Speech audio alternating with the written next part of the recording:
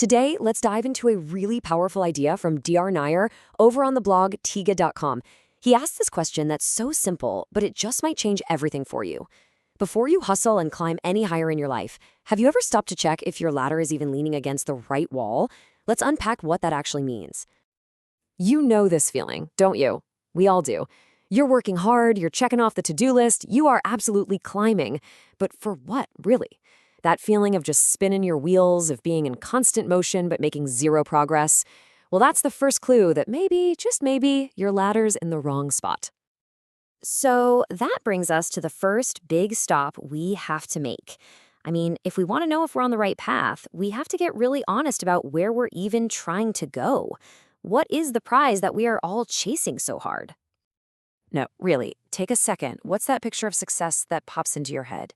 Is it that slick penthouse apartment with the killer view, that shiny new car that just screams, "I made it"? Or is it just a certain number you want to see in your bank account? The details here really, really matter. Okay, so look at this. On one side, you've got all the external stuff, the things. But on the other side, those are the internal states, the feelings. And here's a question for you. Who do you really admire more? The person who has the yacht or the person who just radiates this calm confidence, this glow of health and real quiet joy? And this is the real gut punch, isn't it? That moment you finally get the thing you've been chasing for years, and you just feel, is this it? That letdown is a massive clue. It's telling you that maybe the problem isn't your drive or your ambition. Maybe the problem is just that your map is leading you to the wrong treasure chest. So if the map everyone else is using is kind of faulty, where do you get a better one? Well, the idea here is that the answer isn't out there somewhere. It's actually already inside of you. Your own life is constantly giving you the most accurate data you'll ever find. You just got to learn how to listen. So let's try to tap into that data right now. Forget about promotions or accomplishments for a minute. Just scan your memory. Try to find a moment of pure, simple contentment. When was it?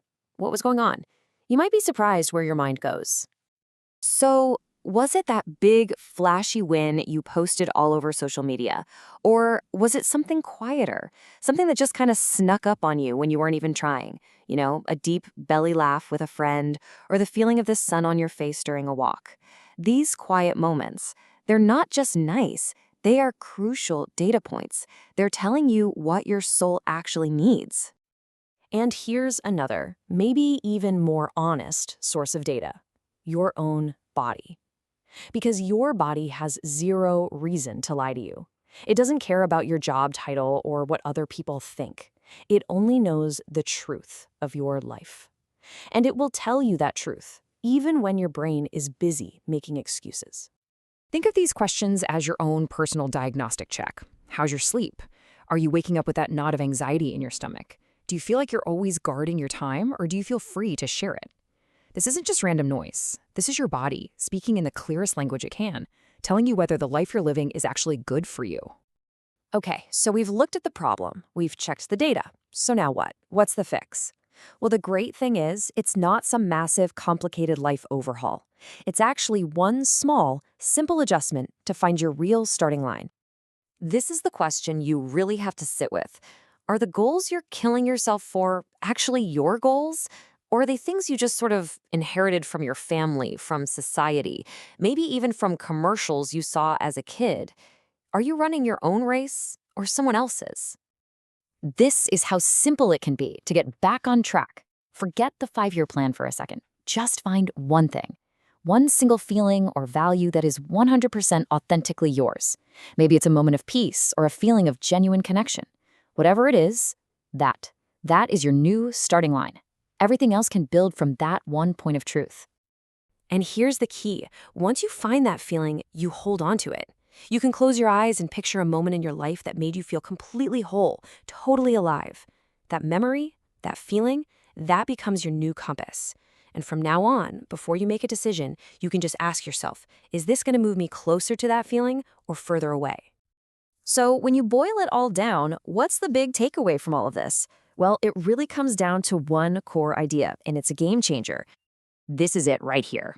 We live in a world that is obsessed with speed, with hacking our way to get there faster. But faster is totally meaningless if there is a place you don't even want to be.